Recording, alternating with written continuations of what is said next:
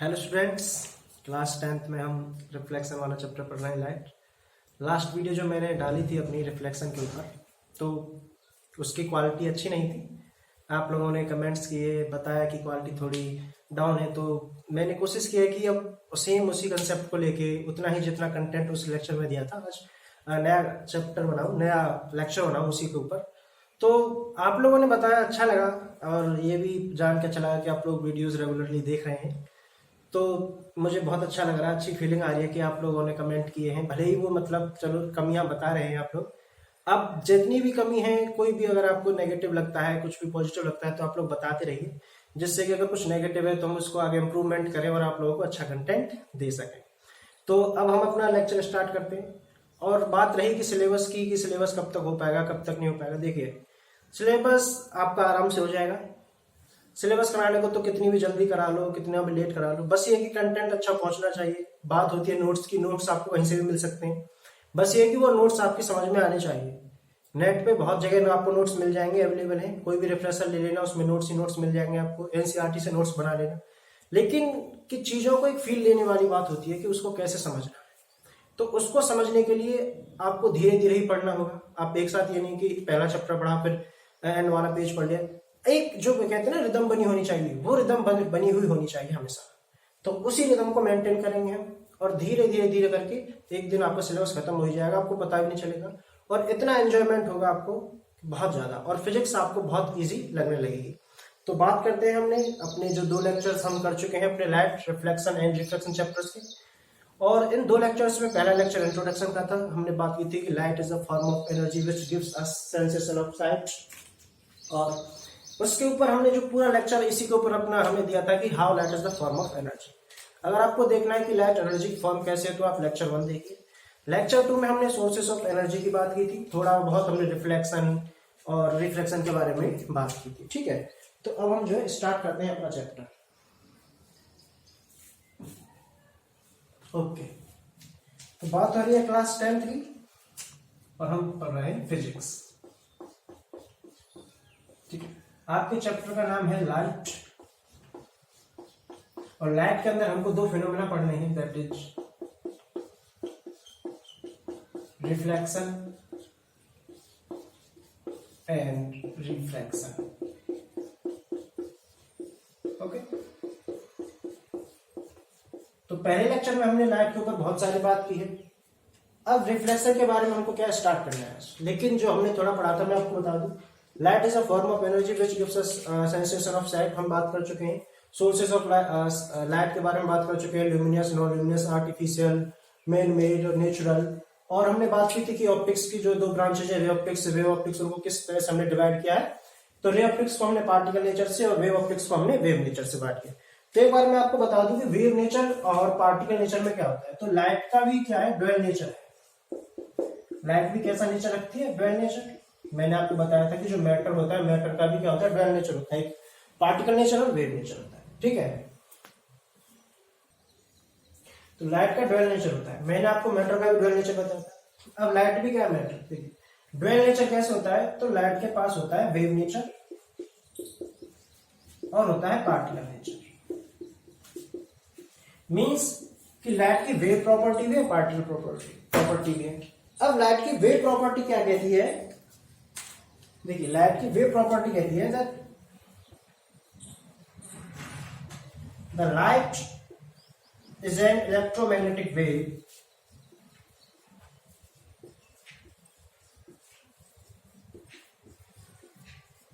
Wave nature क्या कहता है लाइट का, कि the light is an electromagnetic wave which do not require any medium for propagation.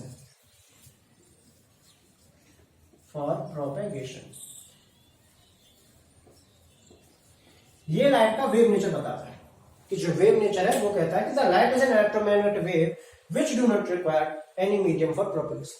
कि लाइट एक इलेक्ट्रोमैग्नेटिक वेव है जिसको प्रोपेगेट करने के लिए किसी भी मीडियम की कोई जरूरत नहीं है।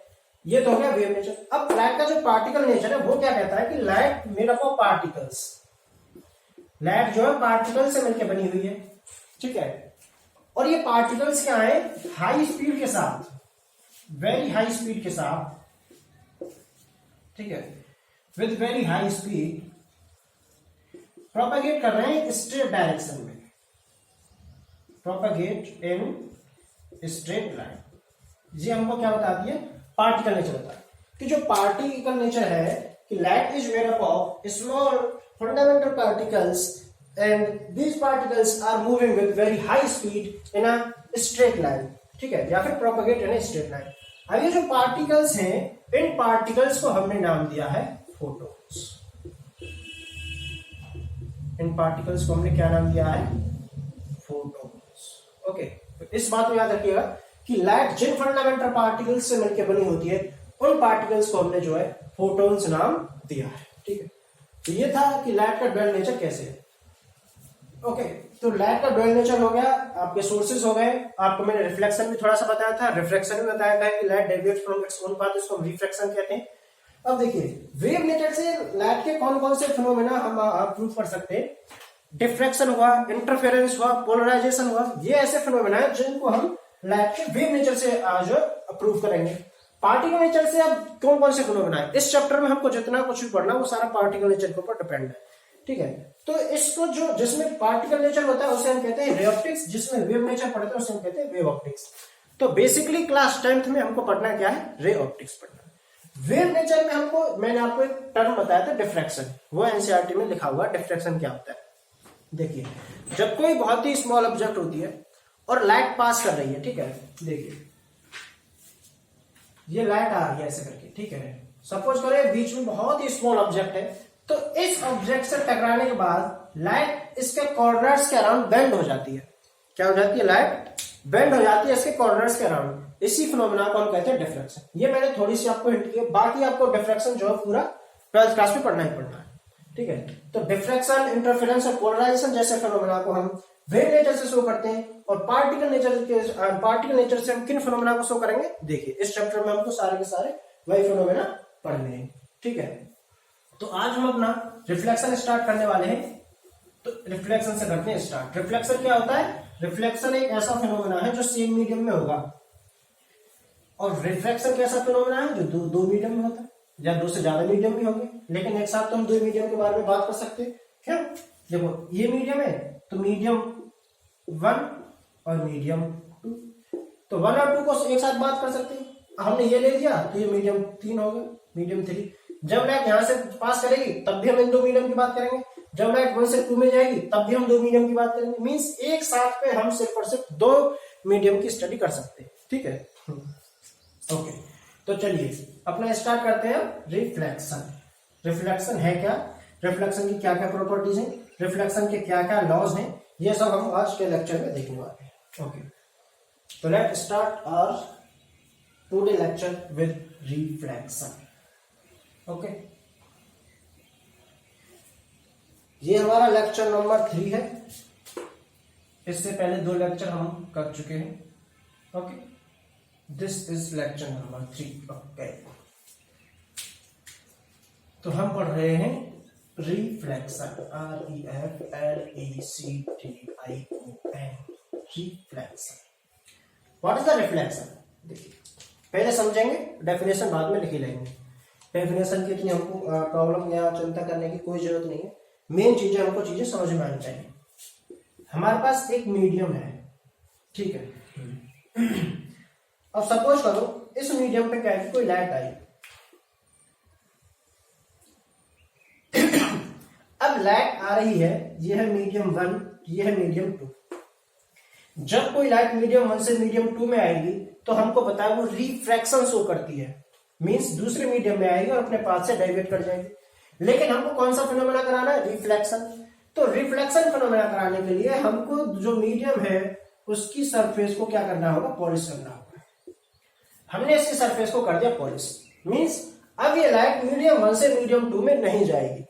अब ये लाइट को क्या है कि मीडियम 1 में ही आई है और इस सरफेस से टकराने के बाद मीडियम 1 में ही चली जाएगी। तो पहली बात जो हमको समझ में आई रिफ्लेक्शन की, कि रिफ्लेक्शन एक ऐसा फिनोमेना है जो सेम मीडियम में होता है, ठीक है। रिफ्लेक्शन एक ऐसा फिनोमेना है जो सेम मीडियम में होता है, जबकि रिफ्रैक्शन एक ऐसा फिनोमेना है जो दो डिफरेंट मीडियम्स में होता है। अब रिफ्लेक्शन सेम मीडियम में होता है तो हमको कैसे पता चलेगा कि लाइट जो रिफ्लेक्ट होने के बाद किस तरफ जाएगी? ठीक है, अब देखिए, मान लो लाइट रिफ्लेक्ट होके ऐसे गई। ओके, बहुत से लोग कह सकते हैं कि ऐसे क्यों गई? हो सकता है कि लाइट को रिफ्लेक्ट होने के बाद ऐसे चली जाए। ठीक है, कुछ लोग कह सकते हैं कि हो सकता है लाइट रिफ्लेक्ट होने के बाद ऐसे चली जाए। कैसे भी जा सकती है, इसके लिए फिर हमको देखना होगा रिफ्लेक्शन के लॉ, कि रिफ्लेक्शन के क्या लॉस है। ठीक, अब रिफ्लेक्शन के लॉ क्या कहते हैं? देखिए, हमको सबसे पहले जिस पॉइंट पे आके हमारी लाइट इंसिडेंट हुई है, इंसिडेंस का मतलब मिली है, जो लाइट सरफेस की तरफ आती है उसे हम इंसिडेंट रे कहते हैं। अब लाइट तो आएगी नहीं, लाइट एक रे की फॉर्म में आएगी, तो उसको हम रे कहने लगे। तो ये वाली जो लाइन है इसको हम इंसिडेंट रे कहेंगे, और ये जिस पॉइंट पे आके मिलती है, सपोज करो वो इस पॉइंट पे आके मिली, इस पॉइंट पे हमको क्या करना है? एक नॉर्मल ड्रॉ करना है। नॉर्मल मीन्स आप परपेंडिकुलर ड्रॉ कर देना है हमको इस लाइन पे। ठीक है, हमने परपेंडिकुलर ड्रॉ कर दिया। अब परपेंडिकुलर और इस नॉर्मल के बीच में जितना एंगल बना, सपोज करो एंगल बना थीटा। ठीक है, तो लॉ क्या कहता है? ठीक है, तो जो रिफ्लेक्शन का लॉ है वो कहता है कि रिफ्लेक्ट होने के बाद, इस मीडियम से टकराने के बाद जो हमारी रिफ्लेक्टेड रे बनेगी वो भी नॉर्मल से थीटा एंगल पे ही क्या करेगी? डेविएट हो जाएगी। थीटा एंगल पर ही डेविएट हो जाएगी, मींस ये वाला जो एंगल होगा ये भी थीटा ही होगा। ठीक, ये है हमारी, इस रे को हम कहते हैं इंसिडेंट रे। ठीक है, ये है इंसिडेंट रे। ठीक है, ये है नॉर्मल। ठीक है, और ये है रिफ्लेक्टेड। ठीक है, यानी कि इंसिडेंट रे, नॉर्मल और रिफ्लेक्टेड रे, तीन हमारे पास। ठीक है, अब इसमें से पहली यानी कि इंसिडेंट रे, इंसिडेंट रे जिस पॉइंट पे आके मिलेगी, किससे? सरफेस से, उस पॉइंट को हम पॉइंट ऑफ इंसिडेंस कहेंगे। इस पॉइंट पे हमको एक नॉर्मल ड्रॉ करना है, और इंसिडेंट रे नॉर्मल के साथ जितने एंगल बना रही होगी, रिफ्लेक्टेड रे भी नॉर्मल के साथ उतना ही एंगल बनाएगी। ये हमारा एक लॉ है। ठीक है, दूसरा लॉ क्या है कि नॉर्मल, इंसिडेंट रे और रिफ्लेक्टेड रे, ये तीनों के तीनों एक ही पॉइंट पे होंगे, यानी कि तीनों की तीनों हमारी जो लाइन है वो एक ही पॉइंट पे आके मीट करेंगी, और ये तीनों की तीनों जो है एक सेम प्लेन में होंगी। किसमें होंगी? Same plane. अब सेम प्लेन वाली बात क्या है इसको समझ लेते हैं। देखिए, ये हमारी इंसिडेंट रे हो गई, ये रिफ्लेक्टेड रे हो गई, और ये हमारा नॉर्मल हो गया। ठीक है, तो ये तीनों लाइन सेम प्लेन में in the plane of board, means इन तीनों लाइन को मैं एक बोर्ड पे ड्रॉ कर सकता हूं।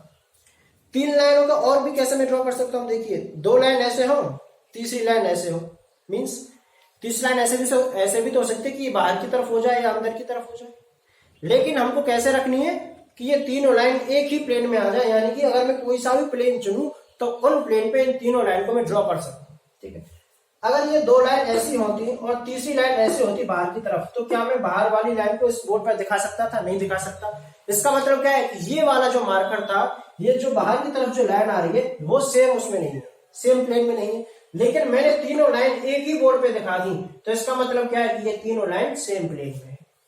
अगर मुझे अपना प्लेन चेंज करना पड़ जाए, देखिए ये एक्स है, ये वाई है, इसी के बीच में कहीं ना कहीं ये मेरी थर्ड लाइन है। अगर मैं इसको ऐसे कर दूं तो ये मेरा जेड हो जाएगा। ठीक है, तो एक्स वाई प्लेन हो या वाई जेड प्लेन हो, कोई एक ही प्लेन होना चाहिए। तो ये मेरी जो लाइन है, इंसिडेंट रे, नॉर्मल और रिफ्लेक्टेड रे, ये तीनों के तीनों एक ही प्लेन में लाई कर रही है। तो इसलिए कहा गया है कि इंसिडेंट, नॉर्मल और रिफ्लेक्टेड तीनों एक जगह मीट करेंगी पॉइंट ऑफ इंसिडेंस पे, और ये तीनों की तीनों लाइन एक ही प्लेन में होनी चाहिए। ये हमारे रिफ्लेक्शन के क्या थे? दो रूल थे। ठीक है, तो पहले हम क्या करते हैं, रिफ्लेक्शन की डेफिनेशन लिखते हैं कि रिफ्लेक्शन है क्या। ठीक है, तो reflection is a phenomena, reflection क्या एक फेनोमेना है। Reflection is a phenomenon which occurs in the same medium, जो कि कहां होता है? सेम मीडियम में होता है। ठीक है, ये पहला पॉइंट था इसका। दूसरा पॉइंट क्या है कि अब रिफ्लेक्शन में होता क्या है, इन reflection what happens in reflection, a light incident on a surface, या फिर मैं दूसरी भाषा में कहूं कि रिफ्लेक्शन क्या है, reflection is the bouncing back of a light after striking a surface. ये डेफिनेशन है कि आपको किस तरीके से कितनी कितनी डेफिनेशन मिल सकती है रिफ्लेक्शन की, कि क्या है कि किसी भी लाइट का एक सरफेस से टकराने के बाद रिफ्लेक्ट हो जाना रिफ्लेक्शन कहते हैं। या फिर दूसरे हम कह सकते हैं कि when an incident ray strikes on a polished surface then it bounces back in the same medium, it is called as reflection। तो बस क्या है कि शब्दों का हेर फेर है कि हम शब्दों को कैसे इस्तेमाल कर रहे हैं, ठीक है। फिजिक्स में या फिर मैं कहूँ साइंस में शब्दों की इतनी कोई जरूरत नहीं होती कि आपने किसका यूज किया किसका नहीं, बस क्या है कि आपका मीनिंग सेम निकलना चाहिए। तो इसको मैं लिखूंगा bouncing back of light, bouncing back of light in the same medium, in the same medium लिखना बहुत जरूरी है, in the same medium after striking a polished surface, after striking a polished surface, एक पॉलिश्ड सरफेस से टकराने के बाद light का बाउंस बैक हो जाना उसी मीडियम में रिफ्लेक्शन कहलाता है, ठीक है। सिंपलेस्ट डेफिनेशन इसकी यही होगी कि bouncing back of light in the same medium. थोड़ी और आप टक करना चाहो, थोड़ी और टर्मिनोलॉजी इसमें यूज करना चाहो तो आप क्या करोगे कि whenever a incident light या whenever a incident ray strikes on a surface which is polished, then the light which is incident on the surface gets reflected in the same medium by making an angle theta with the normal, ठीक है, ऐसा कह सकते हैं अगर आपको terminology use करनी। लेकिन अगर आपको नॉर्मल भाषा में लिखना है तो आप क्या कहोगे, bouncing back of light in the same medium after striking A polished surface, ऐसे कह सकते हैं। तो ये था रिफ्लेक्शन की डेफिनेशन थी और ये था रिफ्लेक्शन का डायग्राम। अब थोड़ा और देखिए इसके अंदर जाते हैं कि अब हमने जिनको एंगल थीटा दे रखा है दोनों में, इन एंगल्स को हम थोड़ा पर्टिकुलराइज कर देते हैं, ठीक है। देखिए इंसिडेंट रे के साथ नॉर्मल ने जो एंगल बनाया है इसको हमने कह दिया एंगल आई, ठीक है, हमने इसको नाम दे दिया angle I, angle of incidence. और रिफ्लेक्टेड रे ने नॉर्मल के साथ जो एंगल बनाया है उसको हमने दे दिया एंगल आर, एमत मींस एंगल ऑफ रिफ्लेक्शन, ठीक। तो आप लोग इतना कीजिए, आगे मैं आपको बताता हूं कि क्या क्या लॉज हैं इसके। ओके ठीक है, चलो यहां से तो डायग्राम आपने देख लिया, डेफिनेशन आपने देख ली। अब मैं आपको लॉज बताता हूं कि लॉज क्या क्या है रिफ्लेक्शन के, ठीक है, means laws of reflection.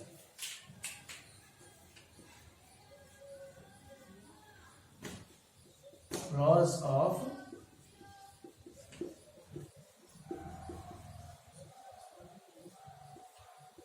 Reflection कि लॉज ऑफ रिफ्लेक्शन है क्या। तो पहले लॉ की बात करें, पहला लॉ क्या था, देखिए इंसिडेंट रे थी हमारे पास, ठीक है, हमारे पास नॉर्मल थी, हमारे पास रिफ्लेक्टेड रे थी, ठीक है। ये तीनों किस में होने चाहिए, सेम प्लेन में और सेम पॉइंट पे होने चाहिए, meet at the same point. ये हमारा फर्स्ट लॉ था कि incident ray, normal and reflected ray तीनों के तीनों एक सेम प्लेन में होने चाहिए और किस पे होने चाहिए, सेम पॉइंट पे होने चाहिए। लॉ जो सेकेंड लॉ है वो क्या कहता है कि एंगल आई बराबर एंगल आर। बहुत ही इंपॉर्टेंट लॉ है, बहुत ही ज्यादा इंपॉर्टेंट लॉ है, क्वेश्चन आएगा तो इसी के ऊपर आएगा कि एंगल आई बराबर एंगल आर। किसी भी सरफेस के लिए याद रखना, किसी भी सरफेस के लिए एंगल आई बराबर एंगल आर हमेशा ट्रू होगा, इस बात को ध्यान रखना। अगर आपसे ऐसे क्वेश्चन पूछे जाएं, कैसी भी सरफेस बना दे, टेढ़ी मेढ़ी कैसी भी बना दे, ऐसी करके दे दे, ऐसी बना दे, ऐसी दे दे, ऐसी करके दे, सरफेस कैसी भी हो, एंगल आई बराबर एंगल आर आपको याद रखना। सारे क्वेश्चन इसी से हो जाएंगे कि एंगल आई बराबर एंगल आर क्या होता है। हाँ, आपसे एग्जामिनर क्या चालाकी कर सकता है, ज्यादा चालाकी नहीं करेगा, चालाकी ज्यादा नहीं कर पाएगा, करेगा तो क्या करेगा, देखिए आपको बताया जाए कि एंगल आई बराबर एंगल आर। बहुत से बच्चे क्या करते हैं, ये भूल जाते हैं कि एंगल आई और एंगल आर कहां से मेजर करना है। एंगल आई और एंगल आर मेजर्ड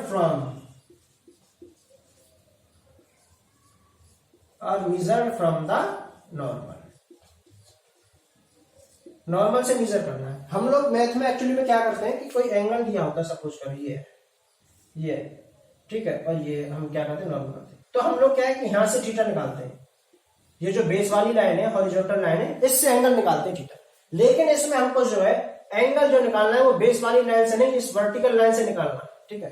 ये जो परपेंडिकुलर लाइन है, इस लाइन से हमको एंगल निकालना है, और उस एंगल को हमने एंगल आर दिया है, इस एंगल को हमने एंगल आई दिया है। ये जो है कि स्टूडेंट्स क्या कर जाते हैं, इसमें भूल कर जाते हैं। उनको पता तो होता है एंगल आई बराबर एंगल आर होता है, लेकिन उनको ये नहीं पता कि एंगल आई हमको मेजर कहां से करना है, ठीक है। एग्जामिनर क्या करेगा, वो कहेगा कि a light incident on a surface and makes angle 30 degree with a horizontal line, ऐसे कह देगा। तो आप क्या करते हैं कि आपने जैसे ही देखा कि a light incident on a surface makes 30 degree, तो आप क्या करेंगे, यहीं पे 30 डिग्री लिख देंगे। आपने आगे का क्वेश्चन ध्यान से नहीं सुना या ध्यान से नहीं पढ़ा। उसने कहा था makes 30 degree with the horizontal line, means horizontal line तो ये। तो उसने एग्जामिनर ने 30 डिग्री वाला एंगल यहां पे दिया हुआ है, ये वाला 30 नहीं दिया, ठीक है। तो ये 30 है, तो ये कितना हो जाएगा, ये टोटल 90 है, ये वाला टोटल एंगल 90 है, ये वाला, ये 30 है, तो ये कितना हो जाएगा 60 डिग्री। तो आपको ऐसे ध्यान देना। एग्जामिनर आपके साथ शब्दों में खेलेगा, वो आपको क्या है कि शब्दों में डुबाने की कोशिश करेगा, लेकिन आपको उसकी बातों में नहीं आना है। दोबारा एक बार डायग्राम और देख लेते हैं, और फिर उसमें एंगल हम लिखेंगे दोबारा से, ठीक है। This is the surface, incident ray, reflected ray, okay, and this is the normal. This angle is I, okay, and this angle is R. हमने इस सरफेस को कर दिया पॉलिश। अगर हम सरफेस को पॉलिश नहीं करेंगे तो क्या होगा, लाइट एक मीडियम से दूसरे मीडियम में क्या हो जाएगी, ट्रेवल कर जाएगी, और हमको डिफ्रैक्शन फिनोमेना देखने को मिलेगा।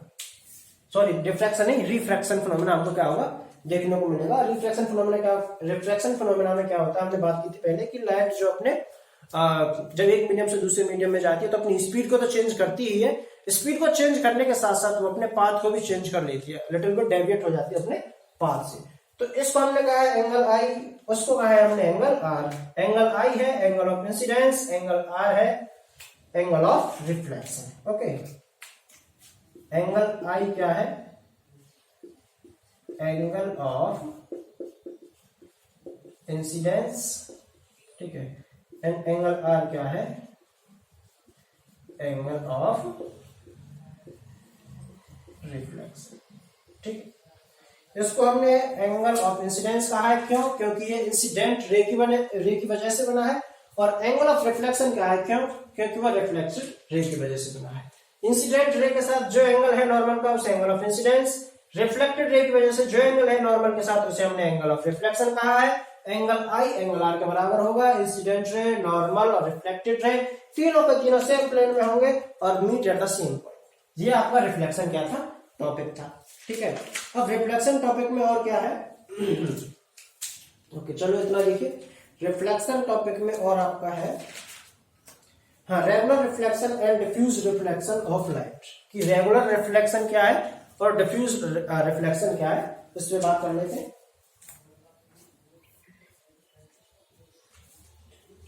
मिटा दो इसे, ओके। इंसिडेंट रे, नॉर्मल रे, नॉर्मल को हम रे नहीं कहेंगे, नॉर्मल को नॉर्मल ही कहेंगे, रे सिर्फ इंसिडेंट रे को और रिफ्लेक्टेड रे को कहेंगे, ठीक है। लाइट जिन पार्टिकल से मिलकर बनी होती है उन्हें क्या कहते हैं, सोचो। फंडामेंटल पार्टिकल्स जिनसे मिलकर लाइट बनी होती है उन्हें हम क्या कहते हैं, उन्हें हम फोटोन कहते हैं। भूल गए थे क्या, कोई नहीं, क्लास 12 में पढ़ाया जाएगा फोटोन। फोटोन की पर्टिकुलर एनर्जी होती है लेक्चर नंबर 2, याद है किसी को? कितनी होती है, E बराबर H new. Okay, type of reflection की बात करें, ठीक है, फिजिक्स तो पढ़ ही रहे हैं किसकी क्लास, ये लो भाई साहब ये भी लिख दिया। हाँ ओके, रिफ्लेक्शन पढ़ रहे हैं। रिफ्लेक्शन में अगला टॉपिक टाइप्स ऑफ रिफ्लेक्शन, ठीक है। अब टाइप्स ऑफ रिफ्लेक्शन में हमारे पास दो तरह का, डिफ्यूज रिफ्लेक्शन,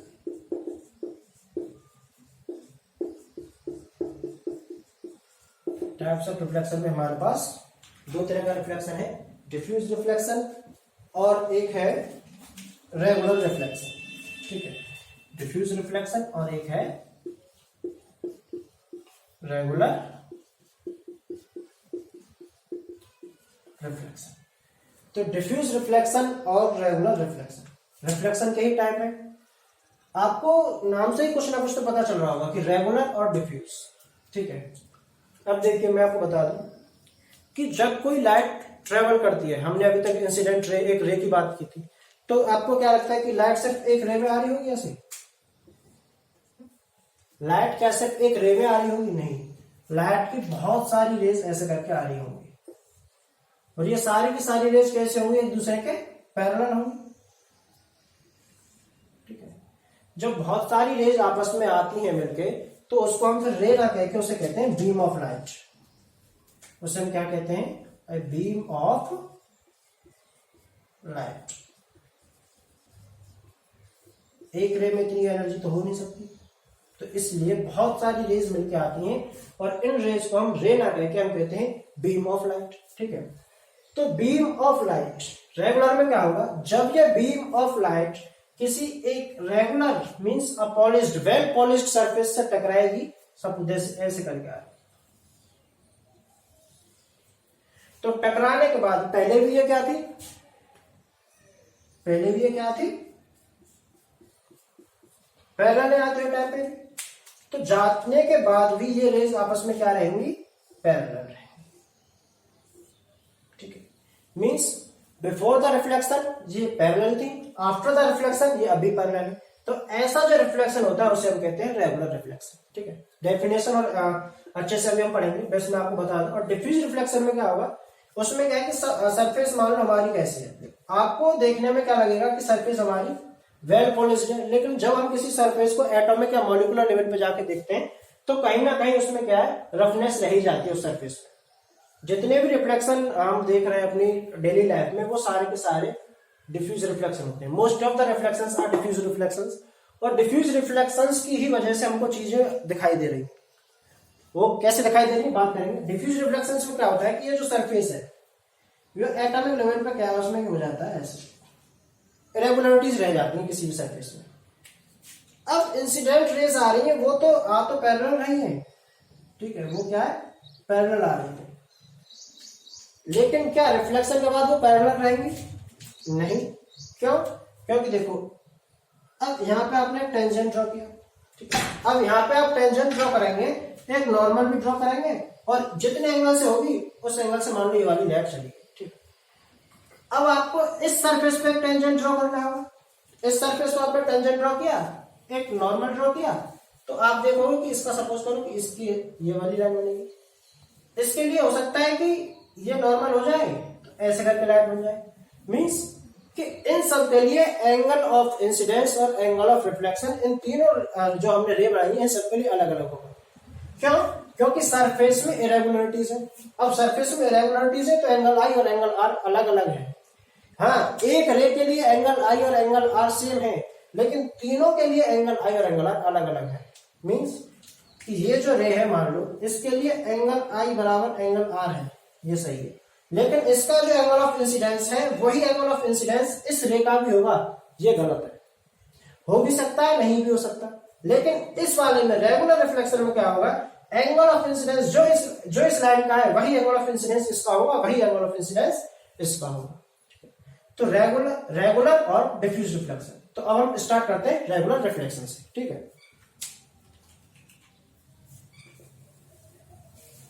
तो टाइप ऑफ रिफ्लेक्शन में रेगुलर रिफ्लेक्शन,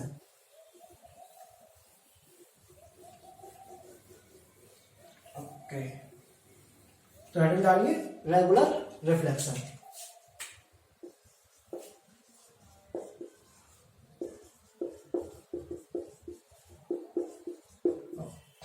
तो रेगुलर रिफ्लेक्शन में अगर हमको डेफिनेशन लिखनी है तो हम क्या लिखेंगे कि when a beam of rays, when a beam of rays, when a beam of light, sorry, जब कोई लाइट की बीम आती है, ठीक है, लाइट की क्या होगी, beam, when a beam of light strikes on a regular surface, ठीक है, रेगुलर सरफेस होना बहुत जरूरी है। अगर हम रेगुलर नहीं कहेंगे और किसी भी नॉर्मल सरफेस को ले लेंगे तो उस नॉर्मल सरफेस में इरेगुलरिटीज होना जाहिर है, नॉर्मल सी बात है, उसमें जो इरेगुलरिटीज होंगी ही होंगी। आप कितनी भी कोशिश कर लो किसी भी सरफेस को वेल रेगुलर नहीं कर सकते, वो हमेशा इरेगुलर बनी ही रहेगी। एटॉमिक और सब एटॉमिक या मॉलिक्यूलर लेवल पे देखेंगे तो उसमें इरेगुलरिटीज होती ही। जब कोई लाइट की बीम आती है और किसी पॉलिश सरफेस से क्या कर रही है, स्ट्राइक कर रही है, ठीक है, ये हमारी पॉलिश्ड सरफेस है, ओके।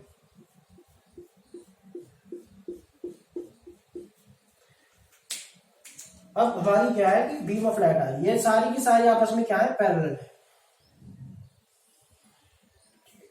अब पैरेलल आई है, मैं थोड़ा और दूर दूर बना देता हूं जिससे कि हम एंगल ऑफ इंसिडेंस और एंगल ऑफ रिफ्लेक्शन इसमें शो कर सकें, ठीक है।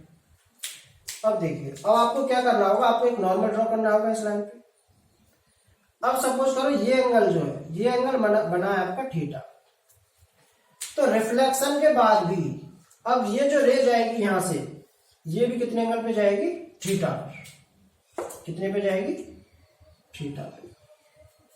अब इसका भी यही होगा, ये भी एंगल कितना बनाएगी, थीटा, क्यों, क्योंकि पैरेलल रेज आ रही थी आपस में, तो ये भी एंगल थीटा बनाएगी, ये भी कितना बनाएगी, थीटा, और सारी की सारी रेज फिर कितने एंगल से वापस चली जाएंगी, थीटा एंगल से, ठीक है। ये वाला एंगल भी हो गया थीटा और ये वाला एंगल भी हो गया थीटा। तो रेगुलर रिफ्लेक्शन में क्या होता है, पहले भी पैरेलल बीम आ रही थी लाइट की, अब क्या है कि आप देखो रिफ्लेक्शन के बाद भी पैरेलल बीम ही जा रही है लाइट की, ठीक है, ओके। यानी कि angle of incidence first ray के लिए जो होगा, एंगल ऑफ इंसिडेंस बाकी की रेज के लिए भी वही रहेगा। और एंगल ऑफ इंसिडेंस किसके बराबर होता है, एंगल ऑफ रिफ्लेक्शन के। रिफ्लेक्शन का लॉ क्या कहता है, एंगल आई बराबर एंगल आर। तो जितने थीटा एंगल पे आई है थीटा एंगल पे चली जाएगी, तो ये तीनों रेज क्या है, रिफ्लेक्शन के बाद भी आपस में पैरेलल हो जाएंगे, ठीक। तो रेगुलर रिफ्लेक्शन को हमको यूज कब करना होता है, रेगुलर रिफ्लेक्शन को क्या करें कि किसी भी ऑब्जेक्ट को हमको अगर उसको क्या है कि उसकी इंटेंसिटी को इंक्रीज करके देखना है, तब हम रेगुलर रिफ्लेक्शन का यूज करते हैं। क्यों, देखिए ये मान लो यहाँ पे ऑब्जर्वर होगा कोई, ठीक है। अब वो ऑब्जर्वर क्या करेगा कि ये लाइट उसकी आईज की तरफ जाएगी तो वो इस सरफेस को आसानी से देख सकता है। लेकिन अगर कोई ऑब्जर्वर सपोज करो यहाँ पे है, तो क्या वो ऑब्जर्वर इस ऑब्जेक्ट को देख पाएगा, नहीं। क्यों, क्योंकि लाइट रिफ्लेक्ट होने के बाद सिर्फ एक पर्टिकुलर डायरेक्शन में जा पा रही है इस ऑब्जर्वर के पास, ठीक है, इसके पास तो जाएगी नहीं, तो वो देख ही नहीं पाएगा। तो इस वजह से किसी पर्टिकुलर डायरेक्शन में अगर हमको किसी ऑब्जेक्ट, हम चाहते हैं कि ये ऑब्जेक्ट सिर्फ एक पर्टिकुलर डायरेक्शन में दिखाई दे, तो उस जगह पे हम रेगुलर रिफ्लेक्शन का यूज करते हैं, ठीक है। उस जगह पे हम क्या करते हैं, रेगुलर रिफ्लेक्शन का यूज करते हैं।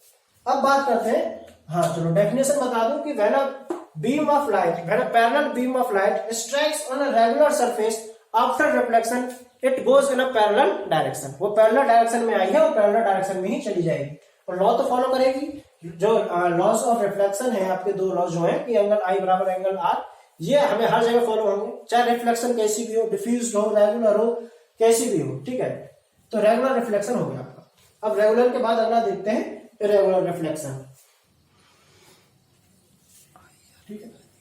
तो रेगुलर रिफ्लेक्शन में क्या होता है, एक पर्टिकुलर डायरेक्शन में ही ऑब्जेक्ट हमको दिखाई दे।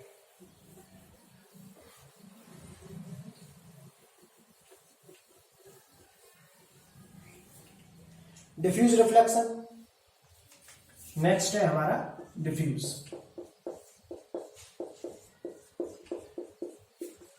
डिफ्यूज रिफ्लेक्शन,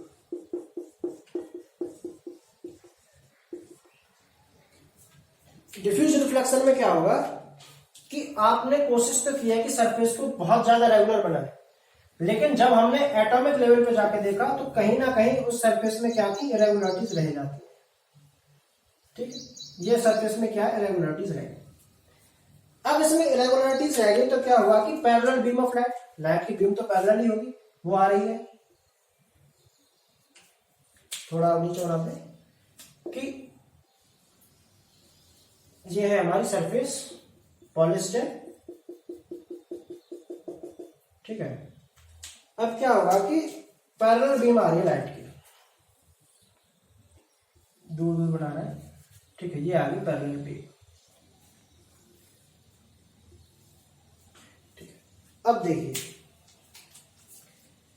इस पॉइंट पे आपको क्या है, टेंजेंट ड्रॉ करना है। तो सपोज करो टेंजेंट आपने ऐसे ड्रॉ किया और आपने इस पॉइंट पे नॉर्मल ड्रॉ कर दिया, ठीक है। आपने नॉर्मल ड्रॉ किया तो सपोज करो ये कोई एंगल आया θ1। अब लाइट रिफ्लेक्ट होने के बाद कैसे जाएगी, वो भी θ1 एंगल से चली जाएगी, ऐसे करके चलिए, ठीक है। तो ये हो गया एंगल θ1। क्यों? क्योंकि लॉस ऑफ रिफ्लेक्शन तो फॉलो होगा ही, जिस एंगल से आई है उसी एंगल से जाएगी। तो ये हो गया एंगल θ1। अब आपको क्या करना है कि इस वाली रे के लिए भी क्या करना है, एक टेंजेंट ड्रॉ करना है। हम टेंजेंट क्यों ड्रॉ कर रहे हैं, क्योंकि सरफेस हमारी इरेगुलर है। पहले जो सरफेस थी उस पर हम टेंजेंट ड्रॉ करते हैं इस वाले पॉइंट पे, तो टेंजेंट एक स्ट्रेट लाइन में ही आता। लेकिन इस वाली सरफेस पे क्या है कि सरफेस इरेगुलर है, तो इसलिए हमको हर पॉइंट पे टेंजेंट ड्रॉ करना ही होगा। तो हमने मान लो इस पे टेंजेंट ड्रॉ किया, तो इस पे मान लो आ गया स्ट्रेट लाइन। अब स्ट्रेट लाइन आ गया तो हमने एक नॉर्मल ड्रॉ कर दिया, ये एंगल हमने θ2 मान लिया, तो θ2 से वो क्या होगी, रिफ्लेक्ट होकर चली जाएगी, ये ऐसे करके चलेगी, ठीक है। तो ये होगा θ2। लॉस ऑफ रिफ्लेक्शन फॉलो होगा, θ2 से आई है, θ2 से ही जाएगी, ठीक है। अब आपने क्या किया, अब इसके लिए क्या है, एक टेंजेंट ड्रॉ किया। सपोज करो इसका टेंजेंट आ गया ऐसे। अब टेंजेंट ऐसे आ गया तो आपको दिख रहा होगा कि ये, हमको लग रहा है कि ये खुद ही लाइन परपेंडिकुलर है। हम इस पे क्या नॉर्मल ड्रॉ करें, खुद ही नॉर्मल आ रही है। तो हो सकता है ये अपने जिस पाथ पे आई है उसी पाथ को फॉलो कर जाए, वापस चली जाए, ठीक है। ये केस पॉसिबल हो सकता है, कुछ भी हो सकता है। क्यों? क्योंकि सरफेस इरेगुलर है। हमने इस पे टेंजेंट ड्रॉ किया तो ये कुछ ऐसे आ गई, ठीक है। हमने इस पे एक नॉर्मल ड्रॉ किया, ठीक है। तो आपको दिख रहा होगा कि इसका नॉर्मल, ये जो एंगल है बहुत कम है, इसको हमने θ3 नेम दे दिया। तो ये θ3 से आई है, θ3 से ऐसे करके चली जाएगी, ऐसे चलेगी, ठीक है। अब इसके लिए क्या हो सकता है कि इसका टेंजेंट जो है कुछ ऐसे करके आ जाए, ठीक है। सॉरी, ऐसे वाला तो हम ले चुके हैं। इसका टेंजेंट कुछ ऐसे करके आ जाए और ये हमने नॉर्मल ड्रॉ किया, ये उसका θ हो गया। तो θ इसका ज्यादा बैठ रहा है इस बार, तो हो सकता है ये वाली रे ऐसे करके चली जाए, ठीक। तो आपने क्या देखा, इसको हमने नाम दे दिया θ4, ये भी था θ4। डिफ्यूज रिफ्लेक्शन में क्या है, ऑब्जेक्ट हमारी ये है, ठीक है। ऑब्जेक्ट पे क्या हो रहा है, सेम ऑब्जेक्ट को कितने ऑब्जर्वर देख सकते हैं। एक ऑब्जर्वर वो देख सकता है जो यहाँ पे होगा, एक ऑब्जर्वर वो देख सकता है जो यहाँ पे होगा, एक वो देख सकता है जो यहाँ पे है, एक वो देख सकता है जो यहाँ पे है, और एक वो देख सकता है जो यहाँ पे है, ठीक है। मीन्स कि सेम ऑब्जेक्ट को बहुत सारे ऑब्जर्वर देख सकते हैं, किसमें, डिफ्यूज रिफ्लेक्शन में। किसमें, डिफ्यूज रिफ्लेक्शन में। और ऐसा ही होता है हमारी नॉर्मल लाइफ में, डेली लाइफ में। आपको क्या कोई वॉल दिखाई दे रही है, क्या वो वॉल आपको ही दिखाई दे रही है, किसी और को नहीं दिखाई दे रही, सबको दिखाई दे रही है। क्योंकि उस वॉल पे डिफ्यूज रिफ्लेक्शन हो रहा है। उस वॉल पे क्या है, डिफ्यूज रिफ्लेक्शन हो रहा है। कोई लाइट पड़ने के बाद वो लाइट हर एक जितनी भी पॉसिबल डायरेक्शन है उन पॉसिबल डायरेक्शन में रिफ्लेक्ट हो रही है। तो ये किसका एग्जांपल है, डिफ्यूज रिफ्लेक्शन का। जितने भी रिफ्लेक्शन हो रहे हैं आजकल क्या आपके डेली लाइफ में, वो सब डिफ्यूज रिफ्लेक्शन है, ठीक है। आप सिनेमा हॉल में जाते हैं तो आप किसी भी कोने में बैठे हो, ऐसा नहीं है कि आपको स्क्रीन दिखाई नहीं देती है। क्यों? क्योंकि डिफ्यूज रिफ्लेक्शन है। किसी भी कोने में जाके बैठ जाइए, आपको वो जो है जो आपकी फिल्म या मूवी चल रही है वो आपको दिखाई देगी। क्यों? डिफ्यूज रिफ्लेक्शन की वजह से। तो इस सरफेस को एक ऑब्जर्वर यहाँ पे देख सकता है, यहाँ पे देख सकता है, यहाँ पे मीन्स कि जिस डायरेक्शन में ये लाइट रिफ्लेक्ट होने के बाद जाएगी उस पॉसिबल डायरेक्शन में अगर ऑब्जर्वर है तो वो इस ऑब्जेक्ट को शो कर लेगा। लेकिन रेगुलर रिफ्लेक्शन में क्या था, उसमें क्या था कि जो हमको ऑब्जेक्ट है वो सिर्फ एक पर्टिकुलर डायरेक्शन में दिखाई देगी। क्यों? क्योंकि रिफ्लेक्शन के बाद जो रिफ्लेक्टेड रे है वो जैसे इंसिडेंट से पहले आ रही थी पैरेलल, रिफ्लेक्ट होने के बाद वो कैसे जा रही थी, पैरेलल जा रही थी। तो रेगुलर रिफ्लेक्शन और डिफ्यूज रिफ्लेक्शन देखने में या सुनने में आपको लग रहा हो कि रेगुलर रिफ्लेक्शन बहुत अच्छा है, लेकिन हमारे डेली लाइफ में मोस्ट ऑफ द रिफ्लेक्शन कैसे होते हैं, डिफ्यूज रिफ्लेक्शन होते हैं। और डिफ्यूज रिफ्लेक्शन की वजह से ये जितनी भी सारी होल लाइफ में जितनी भी आप चीजें देख रहे हैं ये सारी पॉसिबल है, तो किस वजह से? आपके डिफ्यूज रिफ्लेक्शन की वजह से। ठीक है, आई होप कि रिफ्लेक्शन टॉपिक आपको समझ में आया होगा। मैं आपको फिर से बता दूं, एंगल आई बराबर angle r, incident ray, normal और रिफ्लेक्टेड रे तीनों एक पॉइंट पे होंगे, और ये एक पॉइंट होने के साथ साथ सेम प्लेन में भी होंगे। और ये जो दो लॉ हैं ये रिफ्लेक्शन के हर जगह फॉलो होंगे। ठीक है, यहाँ पे भी फॉलो हुए हैं, जिस थीटा एंगल से आई है उसी थीटा एंगल से लाइट रिफ्लेक्ट होने के बाद चली जाएगी। तो इस चीज को मत भूलना कि एंगल आई एंगल आर के बराबर होगा हमेशा, और एंगल आई और एंगल आर हमेशा नॉर्मल से मेजर करना है। बस यही आपकी क्या हो सकती है, वो हो सकती है। ठीक है सर, ये थोड़ा टेंजेंट वाला कंसेप्ट कंफ्यूज कर रहा है। ये टेंजेंट कैसे ड्रॉ किया है? हाँ, देखो मैं क्या करता हूँ कि चलो मैं आपको बता देता हूँ टेंजेंट कैसे ड्रॉ करते हैं। ये जो मैंने सरफेस लिया है ये आपको देखने में रेगुलर लग रही है, लेकिन जब हम इसको एटॉमिक लेवल पे जाकर देखते हैं तो ये इस टाइप से होती है। ठीक है, ये है। अब बाई चांस क्या है कि हमारी जो रे आ रही है वो सपोज करो इस पॉइंट पे आके इंसिडेंस करती है, तो इस पॉइंट पे हमको क्या है कि एक नॉर्मल ड्रॉ करना। अब वो नॉर्मल कैसे ड्रॉ होगा? ऐसे करके नॉर्मल जाएगा वो हमारे स्लैंड के लिए। ठीक है, तो अब वो जो रे आ रही है ऐसे करके आ रही होगी। अब इस लाइन पे हमको नॉर्मल ड्रॉ करना है, तो हम ऐसे करके नॉर्मल ड्रॉ कर देंगे। ठीक है, अब हो सकता है कि वो रे हमारी सीधी सी लाइन पे आके कर जाए, इंसिडेंट कर जाए, तो इस पे हम कैसे ड्रॉ करेंगे? इस पे हमारा सीधा सीधा से टेंजेंट ड्रॉ हो जाएगा। ठीक है, हो सकता है इस वाली लाइन पे आके हमारी रे जो है इंसिडेंस करे, तो उसके लिए हमको क्या है कि ऐसे करके अपना टेंजेंट ड्रॉ करना होगा। तो टेंजेंट जो है हम सरफेस के अकॉर्डिंग ड्रॉ करते हैं कि हमारी सरफेस रेगुलरिटीज में कैसी है, और इसी वजह से हो सकता है कि लाइट ऐसे करके करे, हमको नॉर्मल ऐसे करना पड़े तो ऐसे लाइट चली जाए। तो इसी वजह से कि हर एक पॉइंट पे इसका टेंजेंट चेंज हो रहा है, और टेंजेंट चेंज होने की वजह से एंगल आई और एंगल आर हर एक रे के लिए चेंज हो जाते हैं। और उस चेंज की वजह से क्या है कि जो रिफ्लेक्शन की जो प्रोसेस है वो, और जो रिफ्लेक्टेड रे वो ऑल पॉसिबल डायरेक्शन में जाने का चांसेस रखती है। तो डिफ्यूज रिफ्लेक्शन में टेंजेंट इसी वजह से हमको ड्रॉ करने पड़ते हैं। अगर हम टेंजेंट ड्रॉ नहीं करेंगे तो हमको पता ही नहीं होगा कि एंगल आई बराबर एंगल आर हो रहा है या नहीं हो रहा। अगर हम टेंजेंट ड्रॉ कर लेते हैं तो एंगल आई बराबर एंगल आर हो जाएगा, और हमको जो लॉज ऑफ रिफ्लेक्शन है उनको लगाने में आसानी हो जाती है। और लॉ लगाने में आसानी हो जाएगी तो हम इस चीज को फिर आसानी से प्रूव कर सकते हैं कि कोई भी कि डिफ्यूज रिफ्लेक्शन में हम जो है कि वाइड रेंज ऑफ एरिया को देख सकते हैं। हम ही नहीं, जितने भी पॉसिबल ऑब्जर्वर हैं वो उस वाइड रेंज ऑफ एरिया को देख सकते हैं। ठीक है, और कोई क्वेरी हो तो बताइए। टेंजेंट वाला तो ये था, और डिफ्यूज रिफ्लेक्शन, रेगुलर रिफ्लेक्शन, और मैंने वेव थ्योरी, लाइट थ्योरी आपको बताई दी है। और आगे के जो लेक्चर बनाएंगे हम उसमें कोशिश करेंगे कि पहले तो प्लेन मिरर ले लें, वैसे एनसीईआरटी में नहीं दिया हुआ है, लेकिन थोड़े से प्लेन मिरर के ऊपर बात करेंगे, फिर प्लेन मिरर के बाद हम करेंगे स्फेरिकल मिरर, और फिर आपका इमेज फॉर्मेशन हम स्टार्ट कर ही लेंगे। तो आई होप कि आपको ये लेक्चर पसंद आया हो। ठीक, थैंक यू।